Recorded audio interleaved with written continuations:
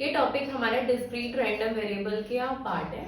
Discrete random variable होते हैं जिसमें हमारी रैंडम वेरिएबल की जो वैल्यूज होती है इंटीजर्स में होती है, तो उसी का ये पार्ट है बाइनोमियल डिस्ट्रीब्यूशन। आप देखो अभी से हम किस केसेस में अप्लाई करेंगे। तो हम बात करते हैं बाइनोमियल डिस्ट्रीब्यूशन की। इसके लिए कुछ कंडीशंस हैं। पहले कंडीशन की बात करते हैं। फर्स्ट कंडीशन है there should be a finite number of trials. मतलब आप इसको कहाँ अप्लाई कर सकते हो। सबसे पहली कंडीशन है कि वहां पर फाइनाइट नंबर ऑफ ट्रायल्स होने चाहिए। Trial should be independent. Her trial independent होना चाहिए।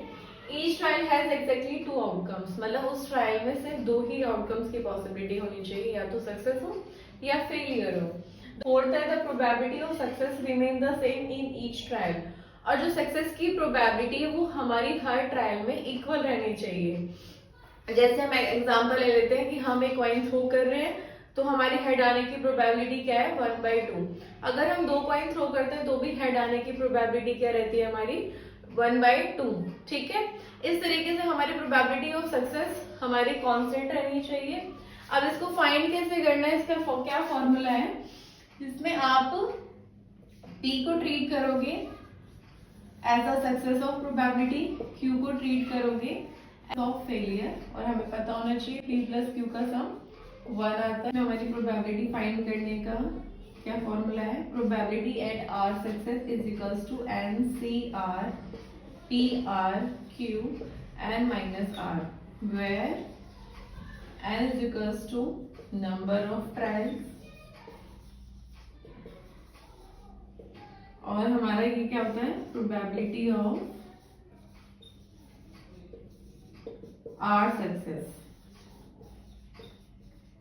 ठीक है, और P हमें पता है ये सक्सेस है और Q हमारा क्या है फेलियर है। अब मैं इस पर बेसिक क्वेश्चन करवा देती हूँ जिसकी हेल्प से हमें क्लियर हो जाएगा कि हम इस मेथड को किस कंडीशन में अप्लाई करेंगे और हमारी कैसे वैल्यूज आएंगी। ठीक है, तो स्टार्ट करते हैं।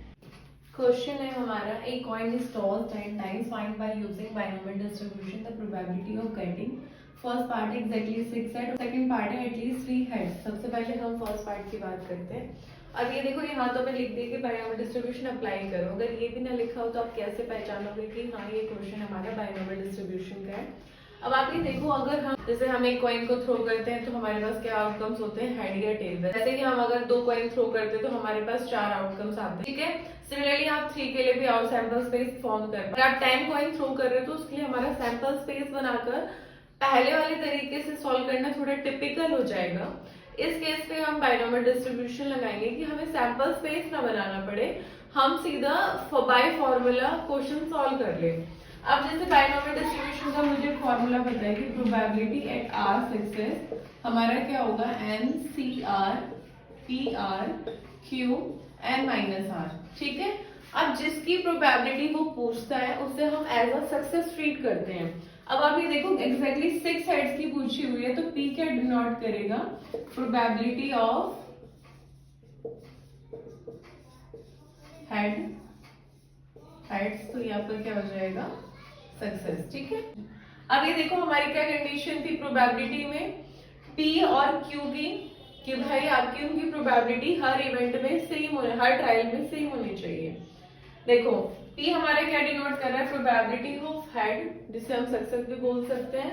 अब हमारे पास ये देखो, अगर हम एक कॉइन थ्रो कर रहे हैं तो हेड आने की प्रोबेबिलिटी 1/2 है। मतलब ये हमारी हर ट्रायल में सेम रहेगी 1/2।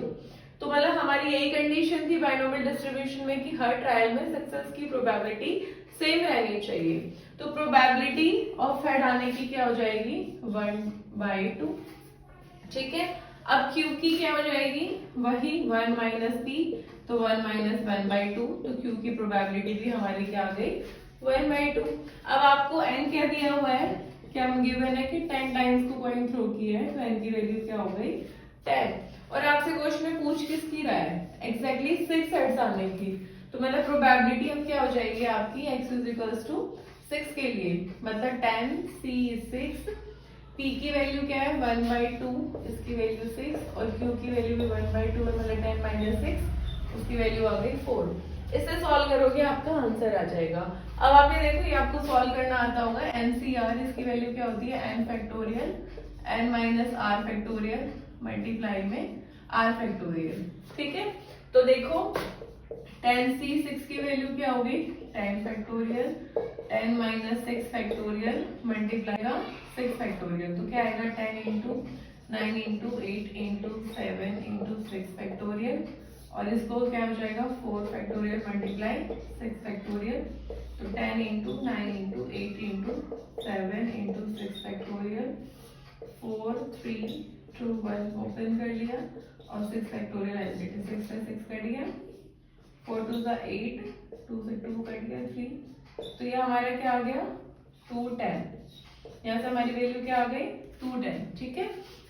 इसकी वैल्यू हो गई 210। अब ये देखो दोनों की बेस सेम है तो पावर साइड हो जाएंगी, तो ये 1/2 की पावर 10 हो गया, और जैसे कि हमें पता है 2 की पावर 10 क्या होती है 1024, तो इसका आंसर हमारा क्या आ गया 210/1024। इसको अगर आप और भी कट करना चाहो तो ये क्या हो जाएगा 105 और 5 5, तो इसका आंसर और भी क्या हो सकता है, इसको सिंप्लीफाई करोगे तो 105/512। हम बात करते हैं एटलीस्ट 3 हेड्स के लिए।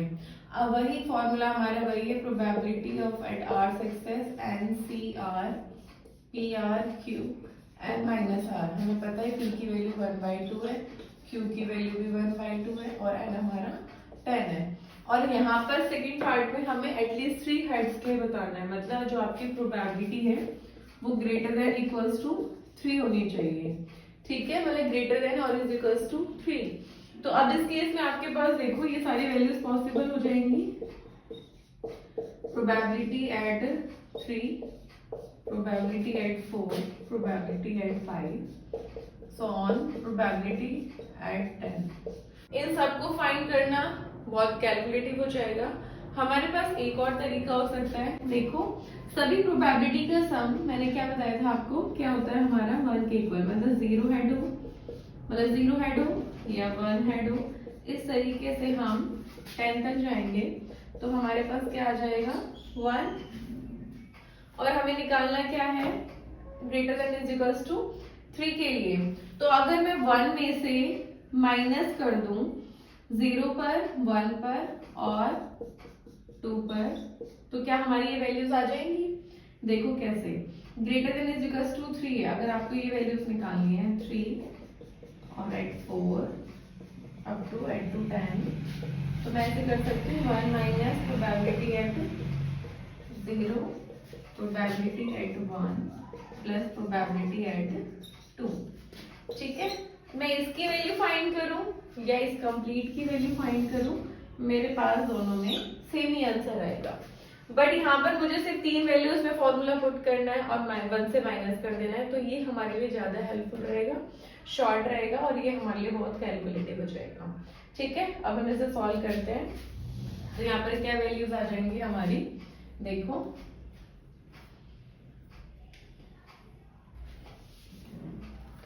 मतलब अब आपको जो प्रोबेबिलिटी निकालनी है वो इस केस में निकालनी है greater than is equals to 3, तो आप क्या कर रहे हो 1 minus probability at 0, probability at 1 plus probability at 2, ठीक है।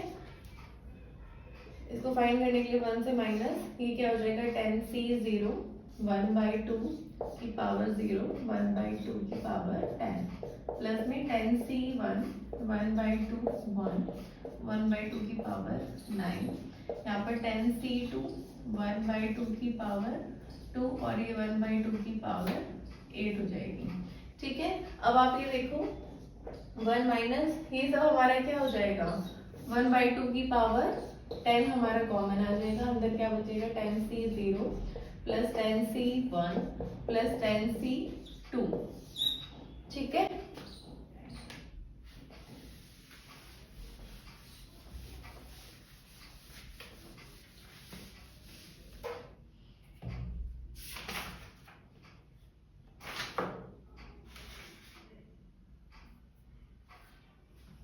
अब हमें 10 से 0 की वैल्यू फाइंड करनी है, और